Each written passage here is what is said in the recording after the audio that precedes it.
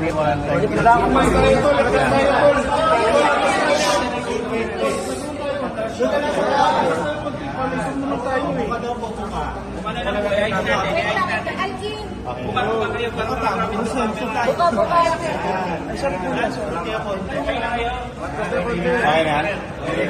Okay, good afternoon everyone.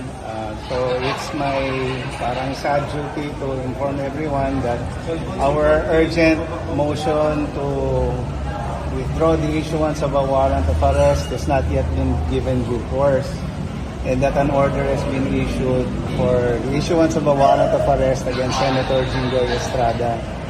We kind of understand that what we filed was extraordinary, but we hope that the justices of the Sandigan Bayan will understand that we, through our client, have not received a copy of the Ombudsman resolution charging him with crimes. We have not received a copy of the DOJ resolution charging him with crimes, namely anti-graft, 2 counts, and 1 count of plunder. So how are we expected to file a proper motion when we don't even know what the basis for the filing of these charges is? In any case, we will bow to the supremacy of the Sandigan Bayan, and Senator Jinggoy will submit himself for bail. Sir, ano mangyayari kung on the same day maglabas ng warrant ang 5th Division handling the plunder case? We'll just have to address that when it happens. Will he surrender, No, but sir? if Will he it's with surrender? same day, sir. If the same day. Today. Yun nga eh. That's something we'll just have to cross when it happens. Pero tingin na saan po ngayon si Senator Jinggoy? I don't have that information. Yung pagpunta po ninyo. Kasi normally when you're asking for a bail hearing, you're required to surrender kasi. So, mapipilitan talaga si Senator Jinggoy na magpakita. We're just hoping that we can do it in a way that's medyo dignified. Pasensya na kayo. We understand na mapangailangan naman kayo to report the news. But at the same time, we don't want to expose him kasi nga, as we've already explained, hindi namin naiintindihan kung bakit na-filean siya. Sir, you were saying kanina na parang you have an appeal to the 5th Division na parang sana naman same day. We actually appeal to all of the divisions. We appeal to the 2nd Division, we appeal to the 5th Division. Hindi na namin alam. All we can say as of now is that the order that issued against Senator Jinggoy made no mention of our urgent motion. So maybe there's still a chance that they'll take cognizance of it. Just this morning, bago mag-lunch.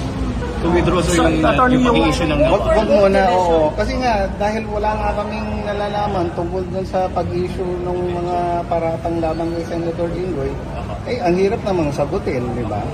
Kung nag-file po kayo ng urgent motion kanina, anong purpose ng pagpunta po ninyo ngayong oras na ito dito, attorney? Ayun, so, nalaman na nga namin na there's been an order for the issuance of a warrant of arrest. So, we informed si Senator, and then we were informed that he would already submit himself for a bail. Anong sabi, For sir? a bail hearing. Kamusta siya? I don't have that information also. So physically, attorney, physically, Yung implementation of the warrant, will he surrender or He'll come to the court. so physically pupunta po siya ngayon dito. Oo. He'll be here. Pero sir, na-mention din po ni SNG na may problema mangyayari nun, sir. Will you be filing a motion for that? Well, unfortunately, there's nothing in the court procedures that allows us to excuse him from attending personally because of physical injury. So, Pero nalampasan na lang ito. I don't have that information also. Sir, yung urgent motion to stop the issuance of the warrant of Yes. arrest, Oo. filed before 5th or 2nd? Yes, filed before both divisions. Both divisions. just this Early morning? this morning. Yes. Sir, wala pa po kayo alam na may warrant ng 5th division? Wala pa.